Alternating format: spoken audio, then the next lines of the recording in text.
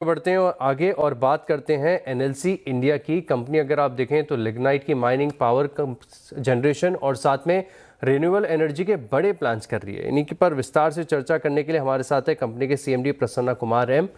Sir, show में स्वागत है आपका। Very good afternoon. स्टॉक लगातार सुर्खियों में बना ही रहता है, आपके एक के बाद एक खबरें यहाँ पर देखने को मिलती है।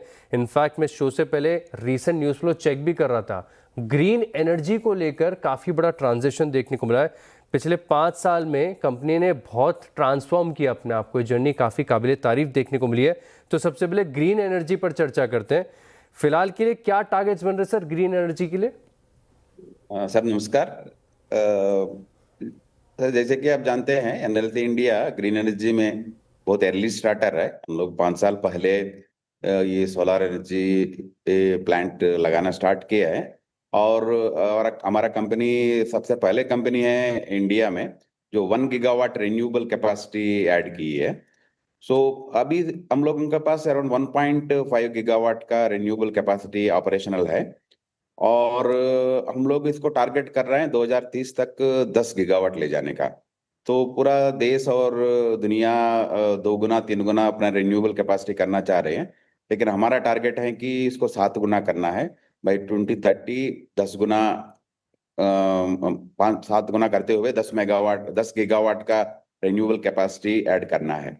तो इसी डायरेक्शन में सभी काम हो रहा है। हमारे डिफरेंट स्टेट्स में प्रोजेक्ट्स ऑलरेडी 3 गीगावाट 3.5 गीगावाट का काम चल रहा है और बाकी बैलेंस जो टारगेट है वो भी पाइपलाइन में है। पर तो बड़ी योजना, 7 गुना बहुत सब्सटैंशियल है। और शायद इसी के चलते अगर आप देखें तो मार्केट भी काफ़ी ज़्यादा उत्साहित है। लेकिन मार्केट में एक और बज़ ये भी देखने को मिल रहा है। आपने बताया भी था कि आपका जो ग्रीन एनर्जी का वर्टिकल है अब ये 5 साल में इतना मैच्योर हो चुका है कि इसको अलग करके लिस्टिंग कर दी जाए। तो ये जो ओरिजिनल टाइमलाइन आपने दी थी FY27 के लिए, क्या अभी भी इंटैक्ट है? क्या प्रोग्रेशन हुआ है सर इसके लिए? ये सर हम लोग सर इसी एसेट मोनेटाइजेशन के लिए और इंटरनल रिसोर्सेज के लिए हम लोग जो है NIRL कंपनी फॉर्म किया था और अभी जो है जो एनएलसी इंडिया लिमिटेड से एक ग्रीन एनर्जी का जो प्रोजेक्ट्स हैं इसको NIRL में शिफ्ट करने का प्रक्रिया तेजी से चल रही है। और हम लोगों को जो गवर्नमेंट एग्जेम्पशन जो बल्क ट्रांसफर के लिए टैक्स एग्जेम्पशन जरूरत था वो भी मिल गई थी और रिसेंटली कैबिनेट का भी अप्रूवल भी हो गया था। तो सभी एक्टिविटीज फास्ट ट्रैक में चल रहा है और मैं उम्मीद है कि next financial year H1 later stages में और H2 अर्ली स्टेजेस में हमारा जो है जो भी IPO है वो आने का उम्मीद है। All right. तो IPO यहाँ पर अगर आप देखें तो या तो फर्स्ट हाफ अगले वित्त वर्ष में या फिर बहुत से बहुत सेकंड हाफ तक आपको देखने को मिल सकता है। नहीं, जो ओरिजिनल टाइमलाइंस है बिल्कुल इंटैक्ट यहाँ पर देखने को मिल रही है। लेकिन सर ग्रीन एनर्जी की बात तो हम लगातार कर ही रहे हैं, लेकिन कंपनी ने कुछ निवेश अपने थर्मल एनर्जी प्लांट्स में भी किया हुआ है। कुछ नई कमीशनिंग भी देखने को मिली है, कुछ आगे भी ड्यू है। इसके बारे में क्या अपडेट्स है? जैसे कि हम लोग एनएलसी इंडिया का शुरू से ये स्ट्रेटेजी रहा है कि ग्रीन एनर्जी को इम्पोर्टेंस देते हुए पैरेलली जो कन्वेंशनल एनर्जी है उसका भी जो है आगे बढ़ाना है और कैपेसिटी ऐड करना है, क्योंकि देश का रिक्वायरमेंट आगे जाके दोनों होगा तभी पूरा हो पाएगा। इसी डायरेक्शन में सर हम लोगों का जो है घाटमपुर थर्मल पावर स्टेशन है जिसमें वो जो 3 into 660 मेगावाट का थर्मल पावर स्टेशन है, इसमें दो सेकंड यूनिट है। December 9 को हम लोग कमर्शियल ऑपरेशन डिक्लेयर किया है और कमर्शियल ऑपरेशन डिक्लेयर करने के बाद इमीडिएटली वो फुल कैपेसिटी से चलने लगी है। तो अभी हमारा दोनों यूनिट जो है घाटमपुर का ठीक ठाक चल रहे हैं। और हमारा जो तालाबेरा थर्मल पावर स्टेशन है जो हमारा तालाबेरा माइन के पास में लगने वाला है 3 into 800 मेगावाट का, उसका तो ऑलरेडी BHEL को EPC कॉन्ट्रैक्ट अवार्ड कर दिया गया है और जो लैंड एक्विजिशन का इश्यूज थे वो सब सॉर्ट आउट कर दिया गया है और फुल फ्लेज्ड वे में BHEL एक्टिविटीज स्टार्ट किया है।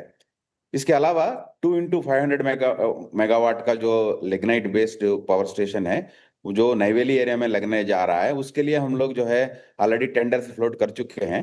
हमें उम्मीद है कि इस फाइनेंशियल ईयर में इसका टेंडर फाइनलाइज करके अवार्ड कर दिया जाएगा। तो इस हिसाब से जो है हम लोग रिन्यूएबल को फोकस देते हुए पैरेलली हम लोग कन्वेंशनल कैपेसिटी में भी हम लोग कैपेसिटी ऐड कर रहे हैं और सभी प्लांट्स में प्रोग्रेस तो काफी अच्छा चल रहा है। ऑलराइट, प्रोग्रेशन काफ़ी बढ़िया देखने को मिली है। तो रिन्यूएबल के साथ थर्मल पर भी फोकस है। यहाँ पर कमीशनिंग हुई है, कुछ नए टेंडर्स फ्लोट किए गए हैं, तो ग्रोथ यहाँ पर भी आपको देखने को मिलेगी। लेकिन खबरों में आपका एक कोलैबोरेशन हुआ है पीटीसी इंडिया के साथ, इसके बारे में सर थोड़ा बताइए।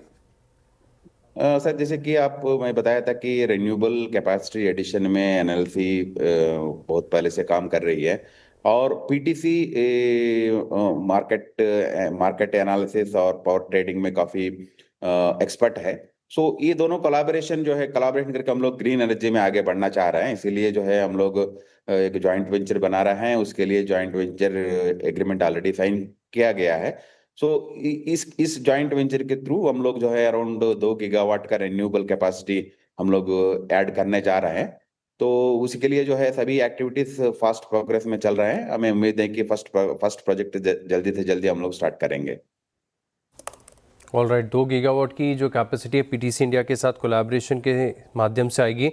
लेकिन सर लिग्नाइट के ऊपर मैं आपसे जानना चाहूँगा कि अभी फ़िलहाल के लिए अगर आप देखें तो जो डिमांड है लिग्नाइट की और जो प्रोडक्शंस है, इस पर क्या अपडेट्स है? Sir, H1 of this financial year अपना फेवरेबल वेदर कंडीशंस की वजह से पावर डिमांड में थोड़ा सा कमी थी। तो इसलिए जो है लिग्नाइट ऐसा होता है कि पावर डिमांड के हिसाब से उसका प्रोडक्शन भी वेरी होता है। तो फर्स्ट हाफ में लिग्नाइट प्रोडक्शन कंपैरेटिवली कम था, बट जनरली लिग्नाइट प्रोडक्शन के लिए और पावर जनरेशन के लिए next 6 months second half favourable रहता है।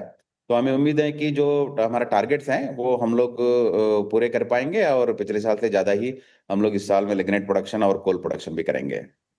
सर मैं चेक कर रहा था कि लिग्नाइट को एज अ कोल के ऑल्टरनेटिव के माध्यम से भी यूज़ करते हैं।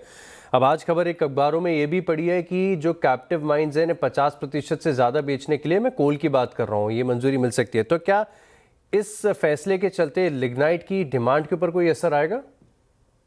सर, लिग्नाइट का अपना यूजेस डिफरेंट यूजेस हैं। सो कोल के पॉलिसी से लिग्नाइट से कोई असर नहीं पड़ेगा।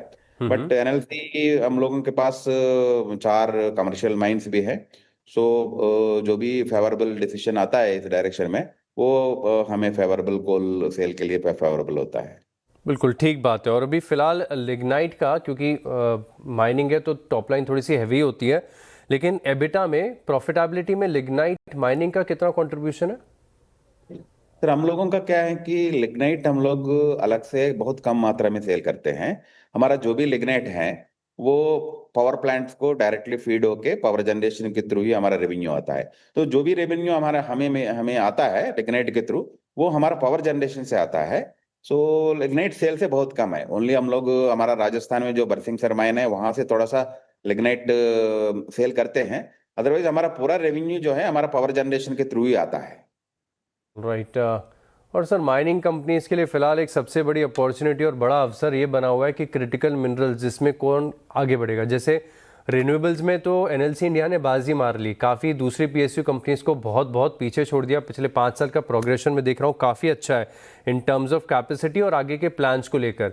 अब ये जो रेयर अर्थ एलिमेंट्स हैं, क्रिटिकल मिनरल्स हैं, इसमें कंपनी की क्या योजना है? सर, जैसे कि आप जानते हैं हमारा कंपनी को जो है 70 साल का ओपन कास्ट माइनिंग का एक्सपीरियंस है। इस एक्सपीरियंस को यूज करते हुए क्रिटिकल मिनरल्स, जो रेयर अर्थ एलिमेंट्स का जो माइनिंग है, जो अभी देश के लिए बहुत इंपॉर्टेंट है, इस डायरेक्शन में भी एनएलसी पूरा काम कर रही है। तो जो गवर्नमेंट का जो क्रिटिकल मिनरल का ब्लॉक्स का ऑक्शन स्टार्ट हुआ था, सबसे तब से हम लोग इसको पार्टिसिपेट कर रहे थे। और पिछले जो ब्लॉक ऑक्शन हुआ था उसमें जो है हमें मध्य प्रदेश में दो, हमें छत्तीसगढ़ में हमें 2 क्रिटिकल मिनरल ब्लॉक मिला है। और उस दोनों ब्लॉक में अभी काम तेजी से आगे बढ़ रहा है। और जो करंट जो क्रिटिकल मिनरल का ऑक्शन हो रहा है उसमें भी हम लोग एक्टिवली पार्टिसिपेट करेंगे और ब्लॉक्स लेने का कोशिश करेंगे। राइट। तो सर इन क्रिटिकल मिनरल्स में फोकस कहाँ पर होगा कंपनी का? स्पेसिफिकली कोई स्पेसिफिक मिनरल का कुछ है नहीं है। पूरा क्रिटिकल मिनरल्स अभी जो है देश के लिए, जो देश प्रगति के लिए बहुत जरूरी है, क्योंकि एज ऑन डेट हम लोग पूरा जो है इंपोर्ट पे डिपेंड करते हैं। तो हम लोग को जहां जहां अपॉर्चुनिटी मिलेगा उस माइंस को हम लेंगे, उसको आगे बढ़ाने का कोशिश करेंगे। All right. तो रिन्यूएबल्स में काम तेज़ी से चल रहा है। थर्मल तो ऑलरेडी एक्सपीरियंस है कंपनी को, बढ़िया काम कर ही रही है, लेकिन अब ये रेयर अर्थ एलिमेंट्स, ये भी अपॉर्चुनिटी है। तो इन सबको करने के लिए केपेक्स की तो सर भारी भरकम रिक्वायरमेंट होगी। क्या केपेक्स प्लान है कंपनी के? फिर हमारा जो है नेक्स्ट 2030 तक हम लोग ऑलमोस्ट 1,25,000 करोड़ का कैपेक्स का हमारा टारगेट है। जो हमारा विजन के हिसाब से जो भी टारगेट हम रखे हैं उसके लिए इतना कैपेक्स चाहिए। तो हम लोग थर्मल पावर स्टेशन में 70-30 एंड रिन्यूएबल में 80-20 का डेब्ट इक्विटी रेशियो मेंटेन करते हैं। उस हिसाब से हमें अराउंड 23,000-24,000 करोड़ का कैपेक्स इक्विटी चाहिए। सो ये इक्विटी हम लोग अपना इंटरनल रिसोर्स के थ्रू और जो हम आईपीओ ले आने जा रहे हैं, जो हमारा रिन्यूएबल एसेट्स आईपीओ के थ्रू हम लोग अरेंज कर पाएंगे। ऑल राइट, तो असेट मोनेटाइजेशन का फ़ायदा यहाँ पर देखने को मिलेगा। लेकिन सर, क्योंकि केपेक्स के प्लान इतने बड़े हैं, रिन्यूएबल की क्षमता तो आपने बताया कि 7 गुना कर लेंगे, तो टॉप लाइन आगे आने वाले सालों में क्या टारगेट है इंटरनली? सर हम जो थर्मल पावर जनरेशन में है वहां पर हम रेगुलेटेड इक्विटी हैं, उसी तरह का जो है माइंस में भी है। तो इसी तरह हम लोग रिन्यूएबल में भी ऑलमोस्ट उतना रिटर्न एक्सपेक्ट कर रहे हैं। तो अराउंड 15% का हमारा जो है रिटर्न एक्सपेक्ट कर रहा है। सो हमें उम्मीद है कि जो अभी टॉप लाइन है एंड प्रॉफिट्स हैं वो 15-20% के रेंज में हर साल बढ़ते रहेंगे आगे जाके। ऑल राइट, बहुत बहुत धन्यवाद सर हमारे साथ जुड़ने के लिए और विस्तार से ग्रोथ आउटलुक पर चर्चा करने के लिए। Thank you so much. धन्यवाद। धन्यवाद। Okay, thank you.